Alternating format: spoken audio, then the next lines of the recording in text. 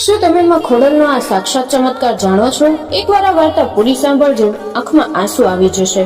કાઠિયાવાડના એક નાના ગામમાં એક ગરીબ માજી રહેતા હતા. તેમનો એકમાત્ર દીકરો જન્મથી જ અંધ હતો. માજી દિવસ રાતમાં ખોડલની ભક્તિ કરતા અને રોજ એક જ પ્રાર્થના કરતા, હે માવડી, હું મરી જાવે પહેલા મારા દીકરાને આ દુનિયાને જોતો કરી દેજે. એક દિવસ દીકરાને અચાનક ખૂબ જ તાવ આવ્યો. ગામના વૈદ્ય હાથ જોડી દીધા કે આ હવે નહીં બચે.